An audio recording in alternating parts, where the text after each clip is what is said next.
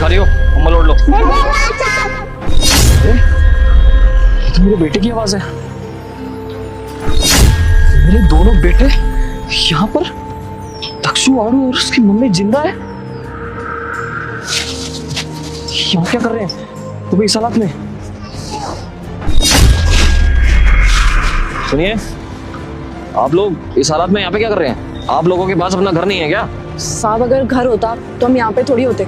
मेरे पति के घर से मुझे और मेरे बच्चों को धक्के मार करके निकाल दिया गया। इनकी वजह से कभी कभी मुझे भीख भी मांगनी पड़ती है। क्यों? लेकिन किसने निकाला तुम्हें घर से बाहर? मेरी ननद ने साहब, क्योंकि वो नहीं चाहते थे कि हम लोग उस घर में रहें। अरे कोई तो वजह रही होगी ना। ये ऐसे कोई बेफालतू में किसी को घर से बाहर निकाल देता है? आखिर है तो वो उनके पोते ही ना, तो ऐसे कैसे कर सकते हैं इन लोगों के साथ वो? वजह थी ना साहब, सबसे बड़ी वजह थी प्रॉपर्टी। मेरे पास 2 बेटे हैं। उसको ऐसा लगता था कि अब वो सारी की सारी प्रॉपर्टी इन दोनों की हो जाएगी। मेरी ननद ना शादीशुदा है, उसके पास भी एक बेटा है। उसका अभी डाइवोर्स हुआ है और वो हमारे साथ हमारे घर ही रहती थी। और मेरी ननद चाहती थी कि वो सारी की सारी प्रॉपर्टी उसके बेटे की हो, इसीलिए उसने हमारे साथ ऐसा किया। मेरी ननद को सारी प्रॉपर्टी उसके बेटे के लिए चाहिए थी, क्योंकि वो चाहती थी कि उस प्रॉपर्टी से उसके बेटे का फ्यूचर सिक्योर हो जाए। लेकिन अगर साहब वो मेरे को ये सारी बातें बताती बैठ करके, तो मुझे प्रॉपर्टी का कोई लालच नहीं था। मैं हंसते खेलते सारी प्रॉपर्टी उसके नाम करवा देती। लेकिन शायद वो सोचती थी कि इन बच्चों के रहते वो प्रॉपर्टी उसके बेटे की कभी नहीं हो सकती, इसीलिए उसने हमारे साथ ये किया साहब। देखिए, मुझे लगता है कि आपको ये सब बातें अपने पति को बता देनी चाहिए, क्योंकि आपके छोटे छोटे बच्चे हैं। अपने साथ साथ इनको क्यों दर दर भटका रही हैं आप?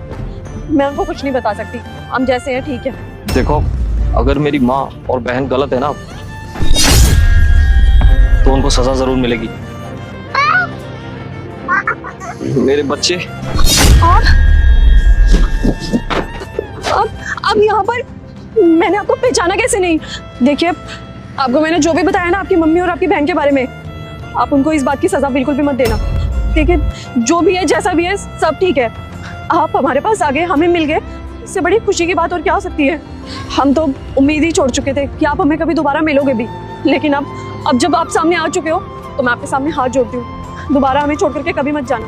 पता है अंकिता, मैंने तुम्हें हर जगह ढूंढा, लेकिन तुम मुझे कहीं नहीं मिली। और तो और तुम्हारा फोन भी स्विच ऑफ आ रहा था। बाद में देखा तो घर पे ही रखा हुआ था वो फोन भी। और आज जब तुम मिली हो ना, देखो किस हालत में मिली हो। मेरे बच्चों की क्या हालत कर दी उसने। अरे इसमें इन मासूमों का क्या दोस्त था? मैं उसे छोड़ूंगा नहीं। तुम चलो अभी के अभी मेरे साथ चलो। रुक जा बेटे, अगर तू चाहता है 2026 तेरा अच्छा जाए तो इस वीडियो को लाइक करके चैनल को सब्सक्राइब कर देना। और जाते जाते मेरे बेटे कमेंट बॉक्स में जय माता दी लिख देना।